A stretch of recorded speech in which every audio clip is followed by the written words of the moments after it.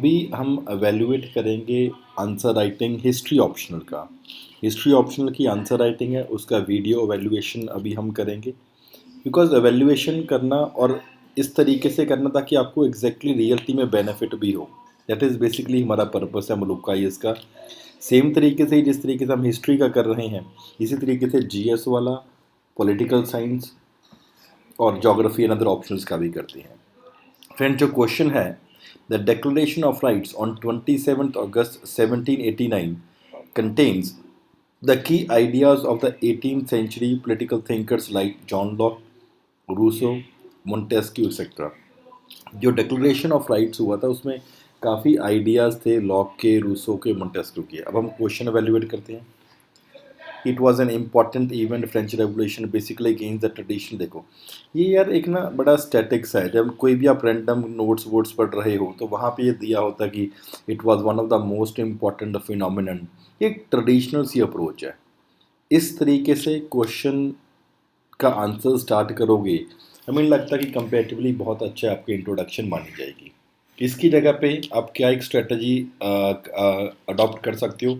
Could adopt a strategy basically in the regard that declaration of rights contains the ideas that is starting from 1215, the Magna Carta that was there, contains the ideas of the American Revolution that was there,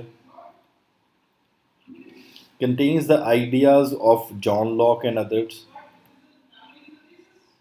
and therefore by some it has also been titled as that this is also referred to as Bible by many।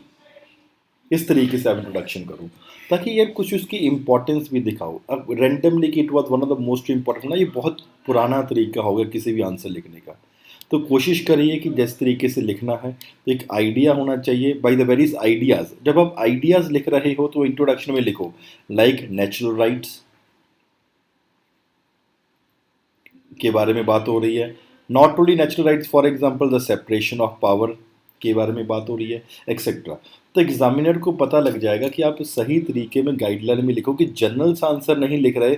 मतलब 15 में से 5 number के लिए answer नहीं लिख रहे हो, 15 में से आप 8, 9, 10 नंबर के लिए आंसर लिख रहे हो। तो पहले इंट्रोडक्शन में आपको चेंज करना पड़ेगा। सेकेंड थिंग, अब आपने क्या किया हुआ कि अलग अलग थिंकर्स जैसे फॉर एग्जांपल जॉन लॉक के बारे में लिख दिया, रूसो के बारे में लिख दिया और फिर मोंटेस्क्यू के बारे में लिखा है। यहाँ पे एक प्रॉब्लम क्या है, आपने ये तो वो चीज़ होगी कि जैसे आप लिख रहे हो कि थिंकर्स का क्या कंट्रीब्यूशन है, उन्होंने क्या आइडियाज़ दिए थे, वो कंट्रीब्यूशन आपको फॉर एग्जांपल लिख रहे हो जिस कि what thinkers were responsible for, philosophers were responsible for the revolt. ये उस तरीके का एक आंसर हो गया। आप लिखो the that provided for example liberty, that provided for property rights, and these things are also reflected in the natural rights of men, that idea that was basically propounded by John Locke। not only this, now जब Rousseau के बारे में लिख रहे हो for example he said that, अब वहाँ पे प्रोविजन के हिसाब से आपको लिंक करना पड़ेगा। It is the rule of law that should be followed, and there has to be separation of power that has to be followed, and same was said by Rousseau also when he was talking about his what is called as a general will। इस तरीके से लिखो। Not only जब, तो यहाँ पे एक बड़ा रैंडम सा हो गया डिस्कोर्सेस ऑन इक्वलिटी। तो ये ऐसी कोशिश करो, try to avoid these things. ये बड़ा सिंपल सा क्वेश्चन है, मैं नहीं बोल रहा कि ये गलत है, इट इज़ राइट, बट आप सीखने के लिए 15 नंबर में से 3 नंबर 4 नंबर लेने के लिए थोड़ा आप हमारे पास ज्वाइन किया हुआ है। It is that you should be scoring 8 to 9 marks to 10 marks for example out of 15 marks. That is what is your aim and objective. तो जनरल आंसर ऐसे नहीं लिखना। तो ये पे एक इम्प्रूवमेंट की जरूरत है यहाँ पे। नेक्स्ट पेज के ऊपर मूव करते हैं। जिस तरीके ने आपने वो आंसर लिखा हुआ है, सोशल कॉन्ट्रैक्ट के बारे में आ गया, सॉवरेंटी के बारे में आ गया, ठीक है। मोंटेस्क्यू ने भी separation of power, constitution, monarchy के बारे में बात करी। अब यहाँ पे ऐसे नहीं लिखना, आपने लिखना है कि that will, that for example the 1789 में that basically provided for what is called as rule of law in a way that no person can be punished. आपने वहाँ पे बताना है कि ये दिया हुआ है punishment without any law that has been, everyone is being tied to the law also। किस तरीके से आप लिखें कि रूल ऑफ लॉ के बारे में बात कर रहे हैं, किस तरीके से बात कर रहे हैं। फॉर एग्जाम्पल जॉब्स के बारे में बात हो रही है, that also in the context of rule of law only. Limitation on the power, that also in the context of constitution monarchy only. तो इस तरीके से आपको, आपने क्या किया हुआ है दैट सिर्फ उन थिंकर्स के, फिलोसफर्स के आइडियाज़ लिख दिए हैं, लेकिन बताना है कि उस आइडिया को इस तरीके से वो रिफ्लेक्ट किया जा रहा है। Now in the end you can write, आपने लिखा हुआ है due to the inclusion of ideas of these progressive thinker philosopher declaration of right is an all inclusive document. कुछ हद तक आपका ये जो कंक्लूजन लिखा हुआ दैट इज कंपेरेटिवली फाइन। तो इस तरीके से आप लिखो कि therefore these ideas were included, equality of the men was introduced to a great extent, and natural rights of men was their liberty, property rights, these were talk about, because of which आप इसके बारे में आप लिखो, because of which अब जो question है वहाँ पे डायरेक्टली आ जाओ। It can be said that, just hold on, it can be said that this contains the key idea. The Declaration of Right is definitely being considered as a Bible, and it contains the ideas of these thinkers. यहाँ पे definitely आपने लिखना ही है। For example American revolution का भी influence है, Magna carta 1215 का भी इन्फ्लुएंस है, जॉन लॉक एंड थिंग्स। इस तरीके से आंसर लिखोगे कंपेरेटिवली काफ़ी अच्छा कॉम्प्रिहेंसिव आंसर मिलेगा। तो फिर अगर आपने ये आंसर लिखा है तो कुछ रोल ऑफ थिंकर्स और यहाँ पे इन ऐसा नहीं लगे कुछ डिफरेंस है, ऐसा लगे एक ही आंसर लिख रहे हो, तो कंपेरेटिवली कुछ ज़्यादा मार्क्स नहीं आएंगे हमारे हिसाब से। 15 में से आपको अगर ऐसा ही आंसर लेके आओ तो मैक्सिमम 4 to 4.5 मार्क्स मिलेंगे, इससे ज़्यादा मार्क्स नहीं मिलेंगे। तो you need to improve on this. Second question पे आते हैं एवेल्युएशन के लिए। Second question is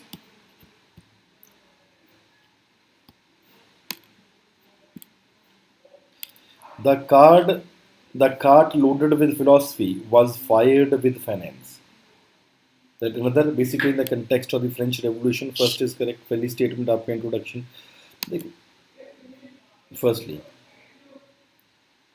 second thing, now the French Revolution was, जो आपने लिखा हुआ है, it was influenced by philosophy and thinkings of various thinkers of 18th century, motivated down by aristocratic absolute monarch privileges थी। वहाँ पे आपने इस पॉइंट के ऊपर फोकस किया हुआ है पहले पॉइंट में। Not all this resolution that was passed and the declaration of rights के बारे में लिखा हुआ है आपने। अगला पेज एक बार चेक करके एवेल्युएट करते हैं।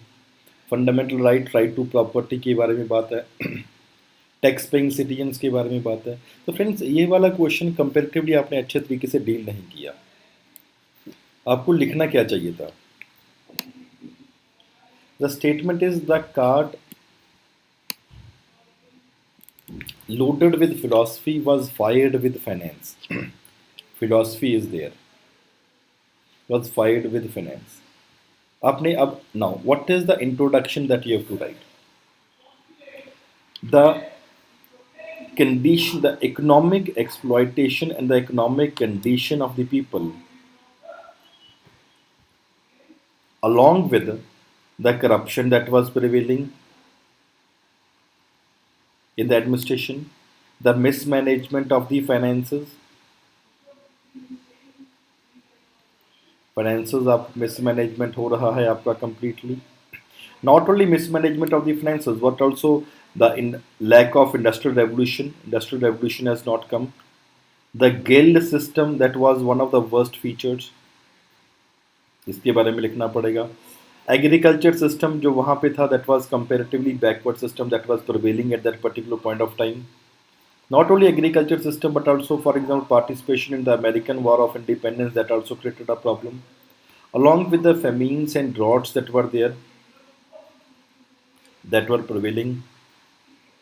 ये सब चीज़ चल रही थी, but on the other hand ये तो चल रहा था, but the most important aspect is these things were brought out in the open and accepted by the people because of the philosophers also।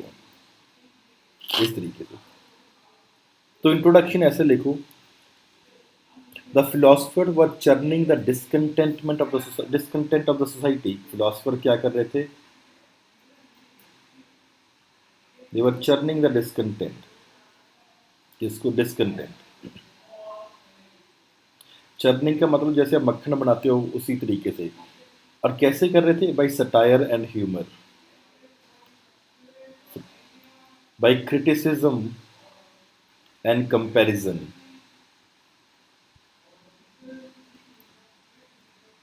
And therefore make the people feel that the problems are there.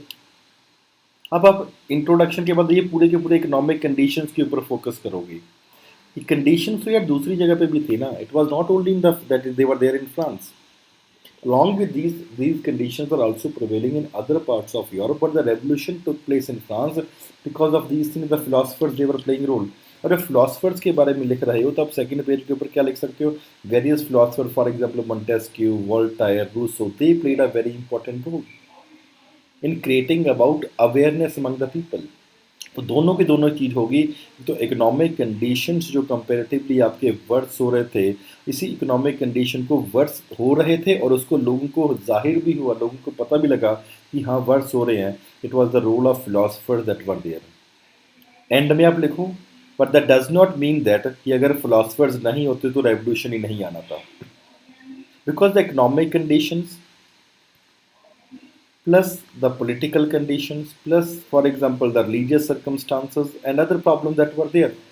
They would have brought the revolution, if not today, then tomorrow in the later years. तो इस तरीके से friends एक comprehensive answer लिखोगे तो हमें लगता है कि काफ़ी अच्छे मार्क्स हैं। Second question is not well attempted I would say. First question फिर भी थोड़ा सा ठीक है, तो इसको काफ़ी इम्प्रूव करने की कोशिश करेंगे। तो thank you very much friends, ऐसे ही कंटिन्यू करते रहिए और कोशिश करिए कंटिन्यूसली आप अच्छी आंसर्स लिखते रहिए। Thank you very much.